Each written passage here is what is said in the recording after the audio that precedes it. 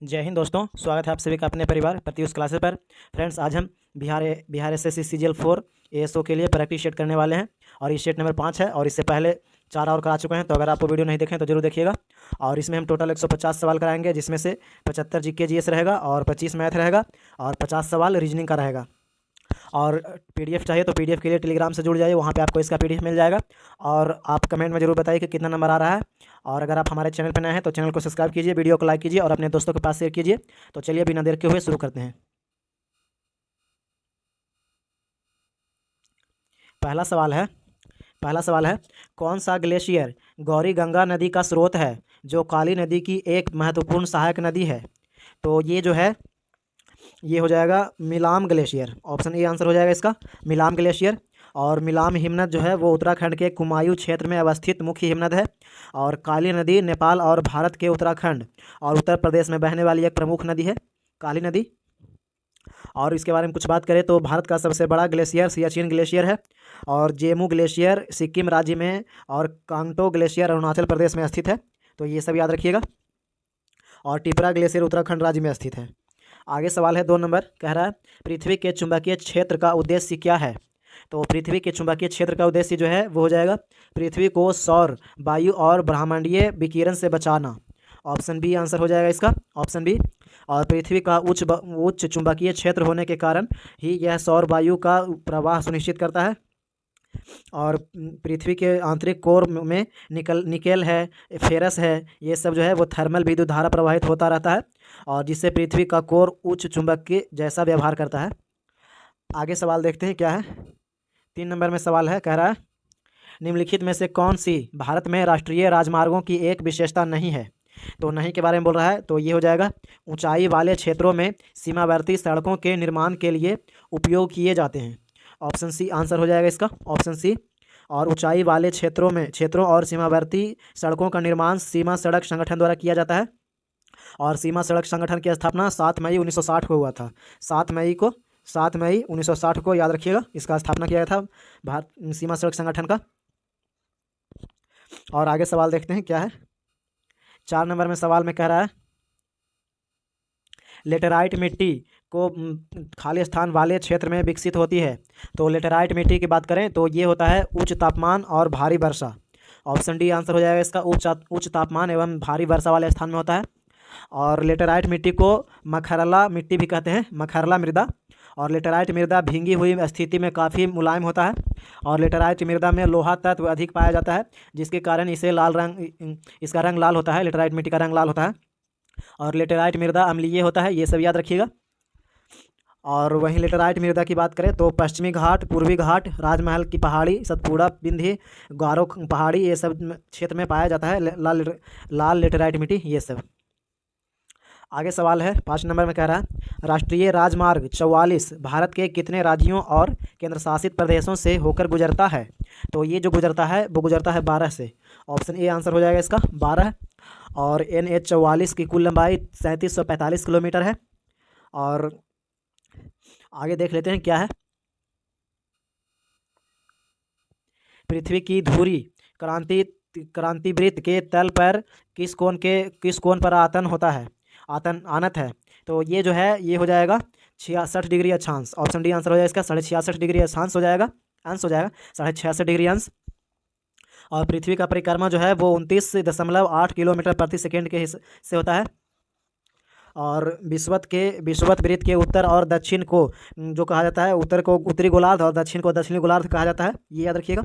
और उत्तरी गोलार्ध 23.5 डिग्री अक्षांश को कर्क रेखा कहते हैं और दक्षिणी गोलार्ध 23.5 डिग्री को अक्षांश को मकर रेखा कहते हैं, ये भी याद रखिएगा। आगे सवाल देखते हैं क्या है।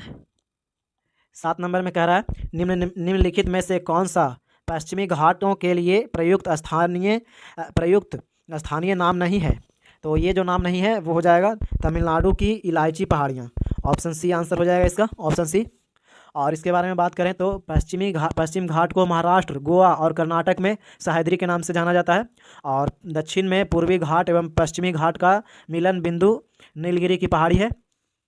और इलायची पहाड़ियाँ दक्षिण पश्चिम घाट में केरल के दक्षिण पूर्वी और तमिलनाडु के दक्षिण पश्चिमी में अन्नामलाई पर्वत के दक्षिण में अवस्थित है, ये याद रखिए इलायची की पहाड़ियाँ। और दक्षिण भारत की दूसरी सर्वोच्च चोटी जो है वो दोदा बेटा है, जिससे जो कि नीलगिरी पर्वत की श्रेणी में स्थित है। और दक्षिण भारत का सर्वोच्च शिखर जो है वो अनाईमुडी है, सर्वोच्च शिखर अन्नामलाई पर्वत का सर्वोच्च चोटी है।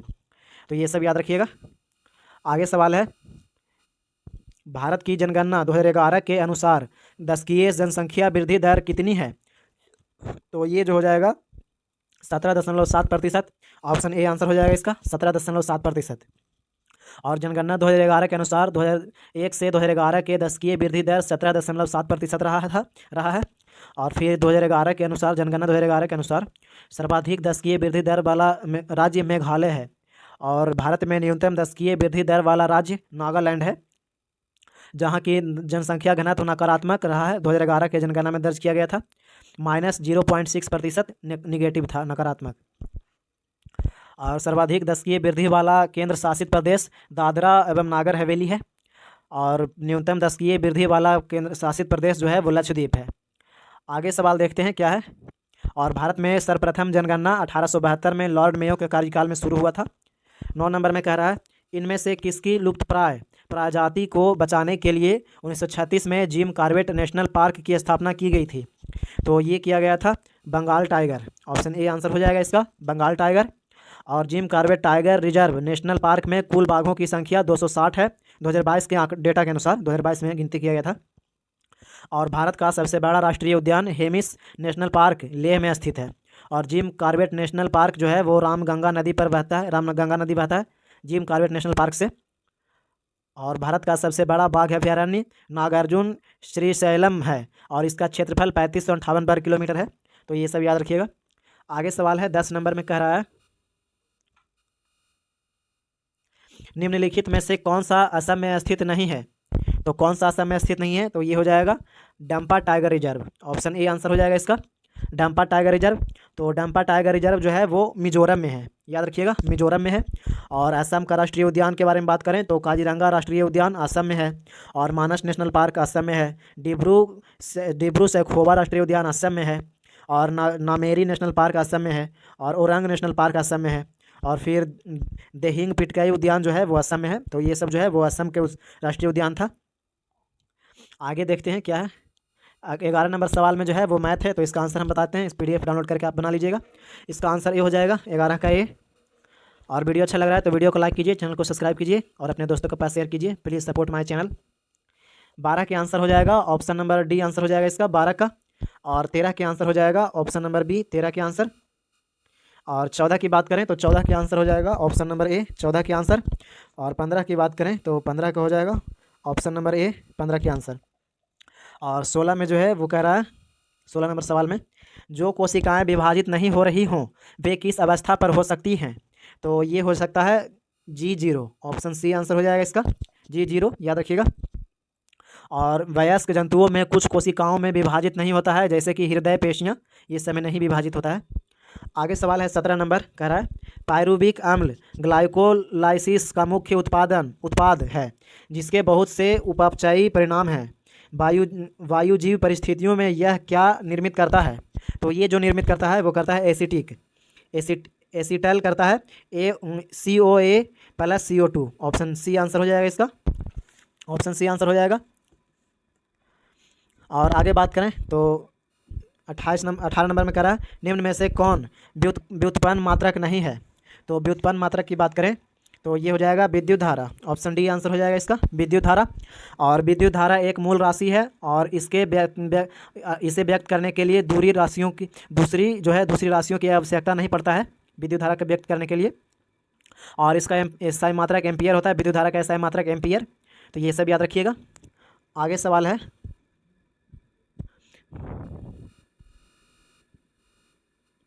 किसी वस्तु पर कार्य करने वाला बल बराबर है, तो ये बराबर हो जाएगा संवेग परिवर्तन की दर से के। ऑप्शन सी आंसर हो जाएगा इसका, संवेग परिवर्तन की दर के बराबर होता है। 20 नंबर में कह रहा है ऑक्सीजन के 16 G में अणुओं की संख्या उतनी होती है जितनी, तो जितनी होता है 14 GN2 में। ऑप्शन सी आंसर हो जाएगा इसका, ऑप्शन सी। और 21 की बात करें तो 21 नंबर में सवाल कह रहा है some electronic species in N + Na + Mg² + F minus और ओ पहले ओ स्क्वायर माइनस की त्रिज्याओं की बढ़ती हुई लंबाई की क्रम क्या है? तो सही क्रम के बारे में पूछ रहा है, तो ये हो जाएगा ऑप्शन बी आंसर हो जाएगा इसका, एम जी स्क्वायर प्लस, उसके बाद होगा एन ए प्लस, उसके बाद एफ पर पावर -1, उसके बाद सॉरी एफ माइनस, उसके बाद ओ स्क्वायर माइनस, ऐसे ऑप्शन बी आंसर हो जाएगा इसका। और कुछ बात करें इसके बारे में तो सम इलेक्ट्रॉनिक स्पीसीज में तत्वों के परमाणुओं में इलेक्ट्रॉन की संख्या समान होता है, ये सब याद रखिएगा। आगे सवाल है 22 नंबर में मैथ रीजनिंग का है, तो इसका आंसर बताते हैं। 22 के आंसर हो जाएगा ऑप्शन नंबर डी। और 23 की बात करें तो 23 के आंसर हो जाएगा ऑप्शन नंबर सी हो जाएगा 23 का आंसर। और 24 की बात करें तो 24 के आंसर हो जाएगा ऑप्शन नंबर डी 24 के आंसर। और 25 के हो जाएगा ऑप्शन नंबर ए हो जाएगा 25 के आंसर। और 26 के हो जाएगा 26 के ऑप्शन सी हो जाएगा 26 के आंसर ऑप्शन नंबर सी 26 का। और 27 की बात करें तो 27 का हो जाएगा ऑप्शन नंबर सी 27 के आंसर। और पीडीएफ के लिए टेलीग्राम से जुड़ जाइए, वहाँ पे आपको इसका पीडीएफ मिल जाएगा और कमेंट में जरूर बताइए कि कितना नंबर आ रहा है। 28 की बात करें तो 28 के हो जाएगा ऑप्शन नंबर सी आंसर हो जाएगा इसका 28 का सी। और 29 के हो जाएगा ऑप्शन नंबर सी आंसर हो जाएगा इसका 29 का। और 30 की बात करें तो 30 के हो जाएगा ऑप्शन नंबर बी हो जाएगा 30 के आंसर बी। और 31 के हो जाएगा option number C, option C answer हो जाएगा इसके 31 का। 32 में कह रहा है भारत में एकमात्र राज्य या केंद्र शासित प्रदेश जो केसर का उत्पादन करता है, तो ये हो जाएगा Jammu Kashmir, option C answer हो जाएगा इसका जम्मू कश्मीर। और कुछ बात करें तो केसर दुनिया में सबसे महंगा मसाला है होने के कारण इसे रेड गोल्ड भी कहते हैं, केसर को रेड गोल्ड। और केसर एक सुगंधित पदार्थ है जो केसर के पौधे के पुष्प के वर्तिकाग्र से प्राप्त होता है। और भारत में केसर केवल जम्मू के किश्तवाड़ एवं और जो है जम्मू के पंपोर के केरवा मैदानों में होता है, करेवा मैदान में। और विश्व में केसर उत्पादन में ईरान प्रथम स्थान पर है विश्व में। आगे 33 नंबर में सवाल में कह रहा है निम्नलिखित में से कौन सा स्थान वहाँ स्थित दर्रे के साथ सुमेलित नहीं है, तो कौन सा गलत स्थान सुमेलित है, गलत बारे में पूछ रहा है, तो ये हो जाएगा जलेपला जांचकर, ऑप्शन सी आंसर हो जाएगा इसका। और जलेपला दर्रा जो है वो सिक्किम में स्थित है और ये दार्जिलिंग और चुम्बी घाटी से होकर गुजरने वाला मार्ग है जलेपला दर्रा। और जलेपला सिक्किम को लहासा से जोड़ता है तिब्बत से। और बनिहाल दर्रा पीर पंजाल श्रेणी में स्थित है बनिहाल दर्रा। और जोजिला दर्रा बृहत हिमालय में है, ये याद रखिएगा। आगे सवाल देखते हैं निम्नलिखित में से कुलगार्डी में कौन सी क्रिया संपन्न होती है, तो कौन सा क्रिया संपन्न होता है, तो ये हो जाएगा सोना खनन, ऑप्शन सी आंसर हो जाएगा इसका सोना खनन। और ऑस्ट्रेलिया में कुलगार्डी सोना का प्रसिद्ध खान है। और दक्षिण अफ्रीका में रैंड सोना के लिए विश्वविख्यात है दक्षिण अफ्रीका। और विश्व में सोना का सबसे अधिक संरक्षित भंडार यूएसए के पास है। और याद रखिएगा वर्तमान में पर्यटकों के मध्य इंगित बोस्ट टाउन के रूप में प्रसिद्ध है। और आगे सवाल है 35 नंबर में कह रहा है सूर्य और पृथ्वी के बीच चंद्रमा आ जाने से निम्न में से कौन सी घटना होती है, तो ये जो घटना घटता है वो सूर्य ग्रहण, ऑप्शन सी आंसर हो जाएगा इसका सूर्य ग्रहण। और चंद्र ग्रहण हमेशा पूर्णिमा के दिन होता है, पूर्णिमा की रात्रि में होता है चंद्र ग्रहण के बारे में याद रखिएगा। और एक याद रखिएगा सुपर मून, जब चंद्रमा पृथ्वी के सबसे निकट होता है तो सुपर मून होता है और इसे पेरिजी फुल मून भी कहते हैं, ये याद रखिएगा। आगे सवाल है 36 नंबर भारतीय संविधान की प्रस्तावना में निम्नलिखित में से किन महान आदर्शों का उल्लेख है, तो कौन से महान आदर्श का उल्लेख है, तो ये हो जाएगा विचार, अभिव्यक्ति, विश्वास, आस्था, उपासना की स्वतंत्रता, ऑप्शन ए आंसर हो जाएगा इसका ऑप्शन ए। और इसके बारे में कुछ बात करें तो 42वें संविधान संशोधन अधिनियम 1976 के द्वारा उद्देशिका में समाजवादी, पंथनिरपेक्ष और अखंडता शब्द जोड़ा गया था।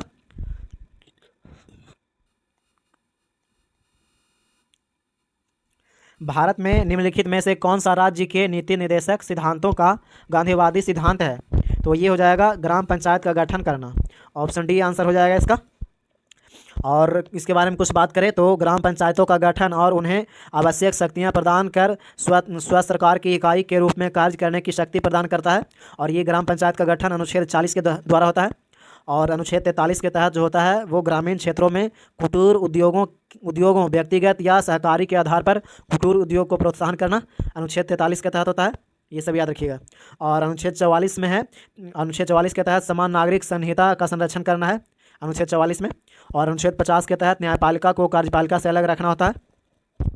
तो ये सब याद रखिएगा, इसके बारे में बता दिए। और एक याद रखिएगा, अनुच्छेद 43 के डी के तहत समान काम के लिए समान वेतन मिलता है, ये याद रखिएगा। आगे सवाल है 38 नंबर में है, कह रहा है एक्स और वाई एक रेस्तरां में प्रबंधकों के रूप में काम कर रहे हैं, लेकिन उन्हें समान काम के लिए समान वेतन में असमान वेतन मिलता है। असमान यहाँ पे है। तो राज्य के नीति निर्देशक सिद्धांतों के कौन सा अनुच्छेद समान काम के लिए समान वेतन का प्रावधान करता है? तो ये हो जाएगा अनुच्छेद 39, याद रखिएगा। अनुच्छेद 39 के डी हो जाएगा। अभी बताएं, अनुच्छेद 39 के डी के तहत समान काम के लिए समान वेतन का उल्लेख किया गया है अनुच्छेद 39 के डी में, और इसमें अनुच्छेद 39 केवल लिखा हुआ है, तो यही होगा आंसर, ऑप्शन डी आंसर हो जाएगा इसका। और आगे देखते हैं। और अनुच्छेद 41 के अनुसार जो है वो राज्य कुछ दशाओं में काम, शिक्षा तथा लोक सहायता पाने का अधिकार को प्राप्त कराने का प्रभावी प्रबंध करेगा अनुच्छेद 41 के तहत। और अनुच्छेद 38 के अनुसार राज्य लोक कल्याण की अभिवृद्धि के लिए सामाजिक व्यवस्था बनाएगा अनुच्छेद 38 के तहत। आगे सवाल है 39 नंबर, कह रहा है किस संशोधन के तहत भारतीय संविधान के अनुच्छेद 75 में यह जोड़ा गया था कि मंत्रिपरिषद में प्रधानमंत्री सहित मंत्रियों की कुल संख्या लोकसभा सदस्यों की कुल संख्या के 15% से अधिक नहीं होगी? तो कौन सा संविधान संशोधन था? तो ये था 91वां संविधान संशोधन अधिनियम 2003, 91वां था, ऑप्शन बी आंसर हो जाएगा इसका, 91। तो ये सब याद रखिएगा। आगे सवाल है 40 नंबर में, कह रहा है भारत के राष्ट्रपति की अनुपस्थिति में राष्ट्रपति पद का प्रभार कौन ग्रहण करेगा? तो ये जो है वो हो जाएगा राज्यसभा के पदेन अध्यक्ष, ऑप्शन सी आंसर हो जाएगा इसका, राज्यसभा के पदेन अध्यक्ष। और अनुच्छेद 64 के तहत भारत के उपराष्ट्रपति राज्यसभा के पदेन सभापति होता है। और भारतीय संघ की कार्यपालिका शक्ति राष्ट्रपति में निहित है अनुच्छेद 53 के तहत। और फिर राष्ट्रपति देश का संवैधानिक प्रधान होता है और देश का प्रथम नागरिक भी होता है राष्ट्रपति। आगे सवाल देखते हैं क्या है। 41 नंबर में कह रहा है निम्नलिखित में से क्या भारतीय संविधान का राजनीतिक दर्शन नहीं है? तो ये जो नहीं है वो हो जाएगा एक सर्वनिष्ठ राष्ट्रीय पहचान बनाने के लिए प्रतिबद्ध नहीं है, ऑप्शन डी आंसर हो जाएगा इसका, 41 के डी होगा। और हमारे संविधान का राजनैतिक दर्शन स्वतंत्रता, समानता, लोकतंत्र, सामाजिक न्याय और राष्ट्रीय एकता के लिए प्रतिबद्ध है, ये याद रखिएगा।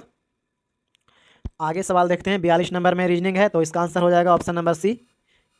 और 43 की बात करें तो 43 में मैथ है, 43 की आंसर हो जाएगा ऑप्शन नंबर ए। 44 की हो जाएगा ऑप्शन नंबर 2।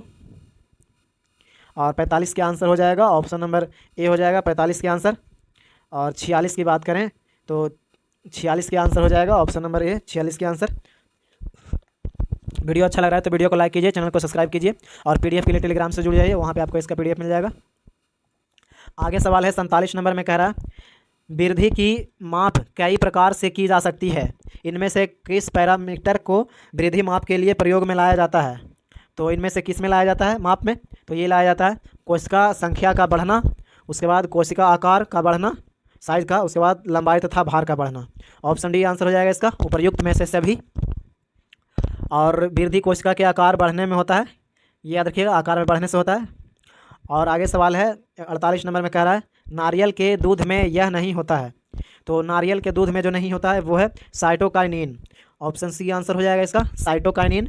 और साइटोकाइनिन कोशिका विभाजन को उत्पीड़ित करता है और इसका खोज काइनेटिन किया था, शुक्राणु डीएनए से बनता है, ये याद रखिएगा। आगे सवाल है और एक याद रखिएगा, काइनेटिन जो है प्राकृतिक रूप से पादपों में नहीं पाया जाता है काइनेटिन। आगे सवाल 49 नंबर 49 में सवाल है, कह रहा है ताप की अवधारणा निम्न में से किस नियम से ली गई है? तो ताप की अवधारणा जो है वो ऊष्मागतिकी के 0वें नियम से, ऑप्शन ए आंसर हो जाएगा इसका, ऑप्शन ए। और ताप में वृद्धि से पदार्थ का विस्तार होता है और ताप में कमी से पदार्थ का संकुचन हो सकता है, ये याद रखिएगा। आगे सवाल है 50 नंबर, कह रहा है पानी हवा के लिए क्रांतिक कोण तथा कांच हवा के लिए क्रांतिक कोण के लिए संबंध होगा। तो ये जो संबंध है वो हो जाएगा CW और CG, ऑप्शन बी आंसर हो जाएगा इसका। और 51 नंबर में बात करें तो दिया गया था, तो सी का इलेक्ट्रॉनिक्स विन्यास होगा, जो होगा वो हो जाएगा first S square, second S square, 2p⁻6, उसके बाद 3s², 3p⁻5 है। तो अस्थाई तत्व अवस्था में सी का सूत्र होगा, तो सी का सूत्र हो जाएगा C2। ऑप्शन बी आंसर हो जाएगा इसका C2। और आगे सवाल देखते हैं क्या है। आगे सवाल है, निम्नलिखित में से कौन से तापदृढ़ बहुलकों के गुणधर्म हैं? तो ये हो जाएगा अत्यधिक शाखित तिर्यक बंधित बहुलक। ऑप्शन ए आंसर हो जाएगा इसका। 53 नंबर सवाल में कह रहा है, 53 का आंसर ऑप्शन नंबर सी हो जाएगा, ये रीजनिंग का सवाल है। और 54 की बात करें तो 54 के हो जाएगा ऑप्शन नंबर सी, ये भी रीजनिंग का सवाल है। 55 का आंसर हो जाएगा ऑप्शन नंबर सी हो जाएगा 55 के आंसर। और 56 के हो जाएगा, 56 के ऑप्शन नंबर बी आंसर हो जाएगा इसका। और 57 की बात करें तो 57 के आंसर हो जाएगा ऑप्शन नंबर ए 57 के। और 58 के हो जाएगा ऑप्शन नंबर बी आंसर हो जाएगा इसका 58 का। और 59 की बात करें तो 59 के हो जाएगा ऑप्शन नंबर डी 59 के आंसर। और 60 के हो जाएगा ऑप्शन नंबर ए 60 के आंसर। और 61 के हो जाएगा ऑप्शन नंबर बी 61 के आंसर। और 62 के हो जाएगा ऑप्शन नंबर ए 62 के आंसर।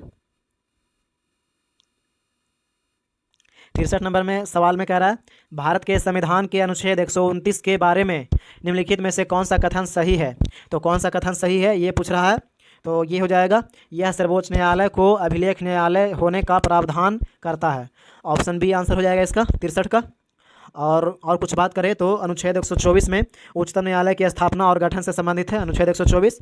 और अनुच्छेद 143 में उच्चतम न्यायालय से परामर्श मांगने की राष्ट्रपति के अधिकार का प्रावधान किया गया है। और 26 जनवरी 1950 को उच्चतम न्यायालय का गठन किया गया था, सुप्रीम कोर्ट का। और 28 जनवरी 1950 को उच्चतम न्यायालय का उद्घाटन किया गया था। और अनुच्छेद 32 में सर्वोच्च न्यायालय को मौलिक अधिकार के हनन होने पर रीट जारी करने का अधिकार है, ये भी याद रखिएगा। आगे सवाल है 64 नंबर में कह रहा है, भारतीय संविधान के किस अनुच्छेद में अनुसूचित जनजातियों के लिए राष्ट्रीय आयोग का प्रावधान है? तो ये जो प्रावधान है वो है अनुच्छेद 338 के ए, ऑप्शन ए आंसर हो जाएगा इसका। और अनुच्छेद 341 में है, राष्ट्रपति राज्यपाल की सलाह लेकर राज्यों तथा संघ राज्य क्षेत्रों में विभिन्न जाति मूलवंश आदि की सूची तैयार करेगा, 341 के में है ये सब। और अनुच्छेद 16 में अवसर की समानता का उपबंध है, अनुच्छेद 16 में। और अनुच्छेद 82 में जो है वो हो जाएगा, लोकसभा में स्थान का निर्धारण प्रत्येक जनगणना के बाद निर्धारण करने से संबंधित है, ये याद रखिएगा। और 65वां संशोधन के द्वारा अनुसूचित जाति और जनजाति के लिए संवैधानिक राष्ट्रीय आयोग का गठन किया गया था। और अनुच्छेद 338 के बी याद रखिएगा, 338 के बी में जो है इसके द्वारा राष्ट्रीय पिछड़ा वर्ग आयोग को संवैधानिक दर्जा मिला था। और राष्ट्रीय पिछड़ा वर्ग आयोग का गठन 1993 में किया गया है। कब किया गया है? 1993 में ओबीसी का गठन। आगे सवाल है, वीडियो अच्छा लग रहा है तो वीडियो को लाइक कीजिए, चैनल को सब्सक्राइब कीजिए और अपने दोस्तों के पास शेयर कीजिए। और पीडीएफ के लिए टेलीग्राम से जुड़ जाइए। आगे सवाल है, गदर पार्टी की स्थापना कब और कहाँ हुई थी? तो ये हुआ था अमेरिका 1913 में, ऑप्शन ए आंसर हो जाएगा इसका, अमेरिका 1913 में हुआ था। और गदर पार्टी की स्थापना 1 नवंबर 1913 को लाला हरदयाल ने अमेरिका के सैन फ्रांसिस्को शहर में किया था। और गदर पत्रिका के नाम पर ही संगठन का नाम गदर पार्टी पड़ा था, ये भी याद रखिएगा। और 1908 में द्वारका नाथ दास ने स्वतंत्र हिंदुस्तान नामक समाचार पत्र प्रकाशित किया था, तो ये सब याद रखिएगा। आगे सवाल है 66 नंबर, सर्वोपरि सत्ता की नीति किसने दी थी? तो ये नीति जो दिया था वो lord Hastings, option B answer हो जाएगा इसका, लॉर्ड हेस्टिंगस। और लॉर्ड हेस्टिंगस के कार्यकाल हुआ था 1813 से 1823 तक था इसका कार्यकाल, 10 वर्षों तक। और हेस्टिंगस के समय में आंग्ल नेपाल युद्ध 1814 से 16 के बीच हुआ था। और इसमें नेपाल के अमर सिंह थापा को आत्मसमर्पण करना पड़ा था। और कुछ इसके बारे में बात करें तो लॉर्ड हेस्टिंगस मराठों की शक्ति को अंतिम रूप से नष्ट कर दिया था।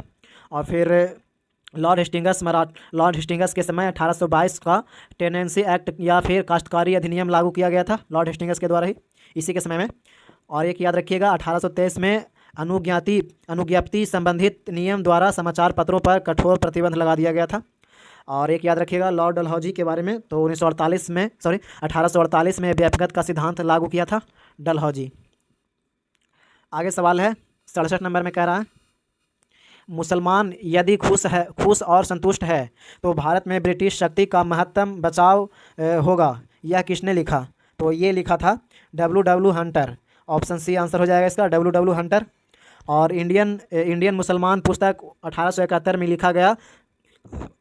लिखी गई थी और जिसे मुस्लिम की खराब स्थिति के लिए हिंदू को उत्तरदायी ठहराया गया है। और आगे इसके बारे में बात करें तो डब्ल्यू डब्ल्यू हंटर उच्च कोटि के शिक्षाविद, साहित्यकार और फिर सांख्यिकीविद था। और हंटर भारत में अंग्रेजी अधिकारी के रूप में कार्यरत था। आगे सवाल है, गियासुद्दीन बलबन ने किस शिष्टाचार के एक भाग के रूप में राजा को अभिवादन के सामान्य रूपों के रूप से सिजदा और पोबोस के रीति रिवाजों की शुरुआत की थी। तो सिजदा और पैबोस की शुरुआत जो किया गया था वो किया गया था अदालत के द्वारा। ऑप्शन सी आंसर हो जाएगा इसका, अदालत। और इसके बारे में कुछ बात करें तो ये क्या बोलता है, हाँ, सिजदा का जो अर्थ है, सिजदा का अर्थ होता है सुल्तान के प्रभाव को स्वीकार करने के लिए घुटने पर बैठकर सम्राट के सामने सर झुकाना, सिजदा का अर्थ होता है। और पैबोस की शुरुआत पर्सिया ईरान में है, पर्सिया से हुआ था और यह व्यक्ति को सुल्तान के आगे झुककर उनके पाँव चूमने होते थे पैबोस में, ये याद रखिएगा। और बलबन के बारे में याद रखिएगा, एक बलबन जो कि रक्त एवं लौह की नीति बलबन के द्वारा अपनाया गया था। आगे सवाल है, सूफी रहस्यवादी शेख फरीदुद्दीन गंजशकर की दरगाह कहाँ स्थित है? तो ये जो दरगाह है वो है पाकपट्टन में, पाकिस्तान में हो जाएगा। ऑप्शन ए आंसर हो जाएगा इसका। और मुग़ल शासक औरंगजेब का मकबरा औरंगाबाद में स्थित है। और हज़रत निज़ामुद्दीन की दरगाह दिल्ली में स्थित है, दिल्ली में हज़रत निज़ामुद्दीन की दरगाह है। और कुछ बात करें तो शेख सलीम चिश्ती का दरगाह फतेहपुर सीकरी में है, ये याद रखिएगा। आगे सवाल है, 1828 में धार्मिक सुधारों के लिए ब्रह्म सभा की स्थापना का श्रेय किसे दिया जाता है, जिसे बाद में ब्रह्म समाज कहा गया है? तो ये दिया जाता है राजा Ram Mohan Roy. Option C answer हो जाएगा इसका, राजा राम मोहन राय को दिया जाता है। और 1815 में राजा राम मोहन राय ने कलकत्ता में आत्मीय सभा की स्थापना किए थे। और फिर 1828 में राजा राम मोहन राय ने ब्रह्म सभा की स्थापना कलकत्ता में किए थे। तो ये सब याद रखिएगा। आगे सवाल है, और एक रविन्द्रनाथ टैगोर के बारे में याद रखिएगा। तो रविन्द्रनाथ टैगोर भारत के प्रथम नोबेल पुरस्कार विजेता हैं, ये याद रखिएगा इनके बारे में।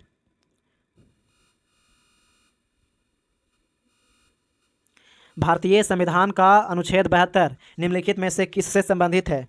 तो ये है राष्ट्रपति की क्षमा करने से। ऑप्शन बी आंसर हो जाएगा इसका, ऑप्शन बी हो जाएगा। और राष्ट्रपति का क्षमादान शक्ति का विस्तार संघीय क्षेत्र के विस्तार तक है, ये याद रखिएगा। और राष्ट्रपति कोर्ट मार्शल के फैसला को भी बदल सकते हैं।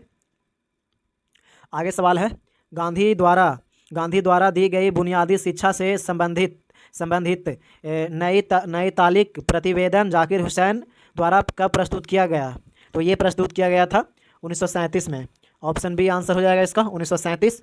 और बुनियादी शिक्षा को वार्धा योजना के रूप में प्रस्तुत किया गया था, ये याद रखिएगा। और कस्तूरी रंगन समिति की रिपोर्ट 29 जुलाई 2020 को नई राष्ट्रीय शिक्षा नीति लागू किया है, ये याद रखिएगा। और आगे बात करें इसके बारे में तो आगे सवाल है 73 नंबर में सवाल में है, मैथ रीजनिंग है, तो इसका आंसर ऑप्शन नंबर ए हो जाएगा। और 74 के आंसर ऑप्शन नंबर डी हो जाएगा। आप PDF डाउनलोड करके बना लीजिएगा, इसका आंसर मिला देते हैं। 75 के आंसर हो जाएगा ऑप्शन नंबर डी। 76 के हो जाएगा ऑप्शन नंबर बी, 76 के आंसर बी। और 77 की बात करें तो 77 के हो जाएगा ऑप्शन नंबर बी हो जाएगा 77 के आंसर। 78 नंबर में कह रहा है, हीमोग्लोबिन के साथ O2 के बंधन होने के संदर्भ में गलत कथन चुनिए। तो ये हो जाएगा डाईफॉस्फोग्लिसराइड सांद्रता में वृद्धि से बंधन में गिरावट। ऑप्शन डी आंसर हो जाएगा इसका, ऑप्शन डी। और हीमोग्लोबिन का ऑक्सीजन से बंधना ऑक्सीजन के आंशिक दाब से प्राथमिक संबंध रखता है, ये याद रखिएगा।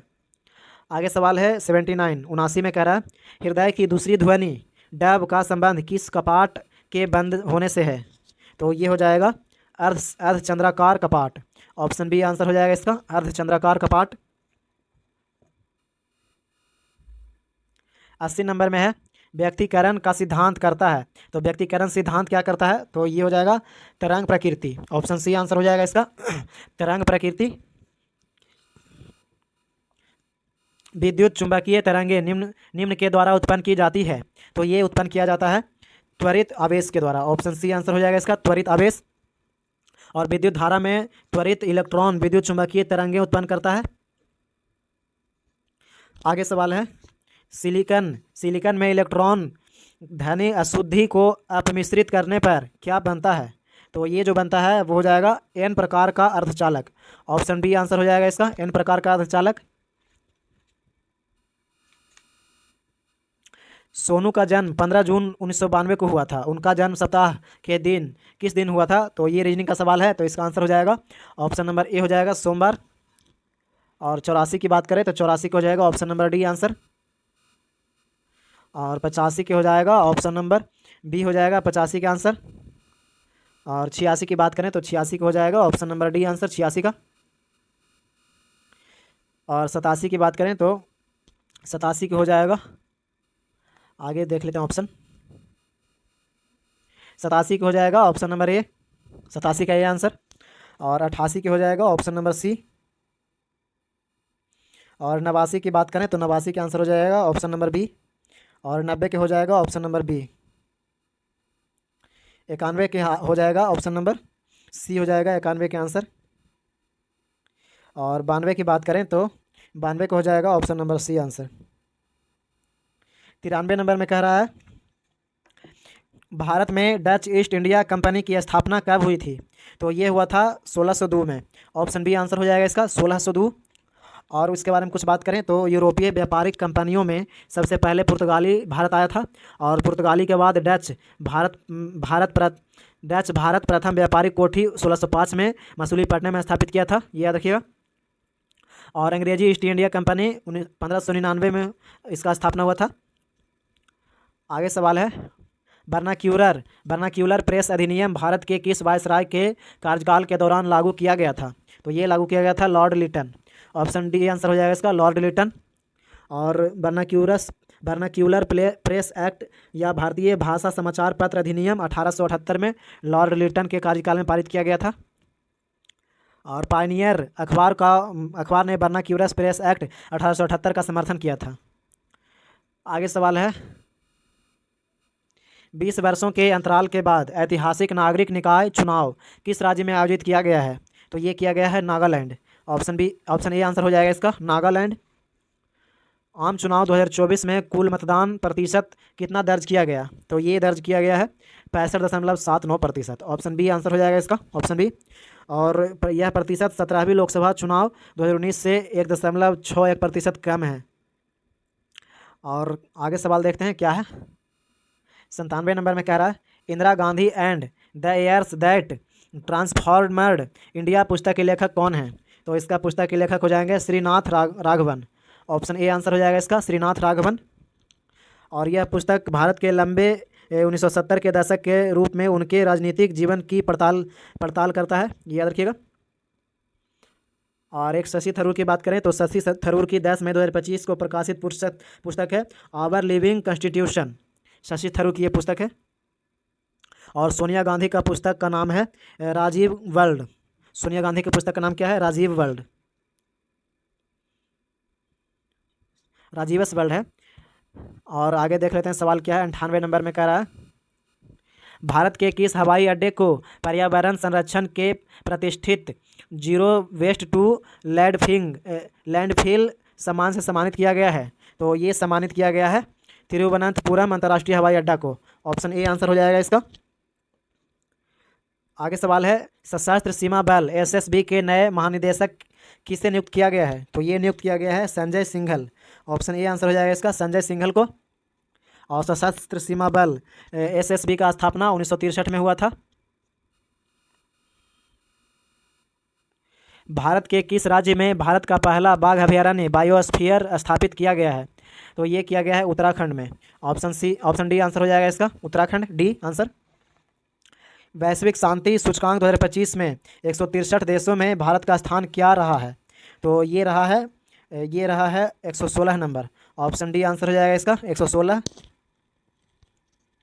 और आगे सवाल देख लेते हैं क्या है। किस देश को 2027 महिला विश्व कप फुटबॉल की मेज़बानी सौंपी गई है? तो ये ब्राज़ील को सौंपा गया है। ऑप्शन डी आंसर हो जाएगा इसका, ब्राज़ील। आगे सवाल है, आगे 103 नंबर में मैथ रीजनिंग है, तो इसका आंसर हो जाएगा ऑप्शन नंबर ए। 103 का आंसर ए।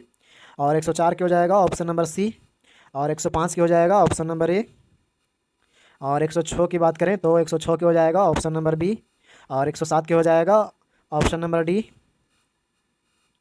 और 108 में कह रहा है निम्नलिखित में से कौन सा एक प्रतिमूत्रक हार्मोन्स भी कहलाता है। तो ये जो कहलाता है वो वेसोप्रेसिन। ऑप्शन बी आंसर हो जाएगा इसका, वेसोप्रेसिन कहलाता है। कर्णनाल में विद्यमान मोम ग्रंथि को क्या कहा जाता है। तो ये जो कहा जाता है वो वसा या तेल ग्रंथि एवं संसिक्त ग्रंथि कहा जाता है। ऑप्शन डी आंसर हो जाएगा इसका, सेबेसियस या फिर सेबेसियस और फिर सेरुमिनस कहा जाता है। आगे सवाल है बाई किरणें तथा एक्स किरणें दो विद्युत चुम्बकीय तरंगे हैं, इन दोनों में क्या अंतर है। तो इन दोनों में जो अंतर है वो हो जाएगा, क्या है ऑप्शन में, इन दोनों में अंतर हो जाएगा वाई विकिरण परमाणु का विशिष्ट गुण है, जबकि एक्स किरणें नाभिक से उत्सर्जित होता है। ऑप्शन बी आंसर हो जाएगा इसका। और कुछ बात करें तो एक्स किरणों के लिए क्षय की परमाणु संख्या लक्ष्य की परमाणु संख्या अधिक होना आवश्यक होगा। और फिर गामा किरणें विद्युत चुम्बकीय तरंगों का उच्चतम ऊर्जा स्तर वाला प्रकार है, ये सब याद रखिएगा गामा किरणें। और गामा किरणें आँख से दिखाई नहीं देता है, ये भी याद रखिएगा। आगे सवाल 111 नंबर में कह रहा है लौह चुंबकीय पदार्थ चुंबकीय क्षेत्र में रखे जाने पर अस्थायी चुंबक बन जाता है, क्यों। तो ये क्यों की बनता है, सभी डोमेन चुंबकीय क्षेत्र की दिशा में अभिविन्यासित हो जाता है। ऑप्शन ए आंसर हो जाएगा इसका, ऑप्शन ए। आगे सवाल 112 नंबर रीजनिंग का है, इसका आंसर ऑप्शन नंबर बी हो जाएगा। 112 के आंसर बी। 113 के हो जाएगा ऑप्शन नंबर सी। और 114 के हो जाएगा ऑप्शन नंबर बी आंसर। 115 के हो जाएगा ऑप्शन नंबर ए आंसर 115 के। और 116 के बात करें तो 116 के ऑप्शन डी आंसर हो जाएगा इसका। और 117 के हो जाएगा ऑप्शन नंबर सी 117 के आंसर। और 118 की बात करें तो 118 के हो जाएगा ऑप्शन नंबर ए आंसर हो जाएगा इसका 118 के। और 119 के आंसर हो जाएगा ऑप्शन नंबर ए। और आगे सवाल देखते हैं क्या है। 120 नंबर में जो हो जाएगा इसका आंसर 120 के ऑप्शन नंबर डी दक्षिण पूर्व। और 121 के आंसर हो जाएगा ऑप्शन नंबर बी हो जाएगा 121 के आंसर। 122 नंबर में कह रहा है वर्तमान में थल सेना के 30वां सेना प्रमुख कौन है। तो ये हो जाएंगे Upendra Dwivedi. Option B answer हो जाएगा इसका, उपेंद्र द्विवेदी। विश्व की सबसे बड़ी कोडिंग प्रतियोगिता IIT दिल्ली के किस छात्र ने जीता है।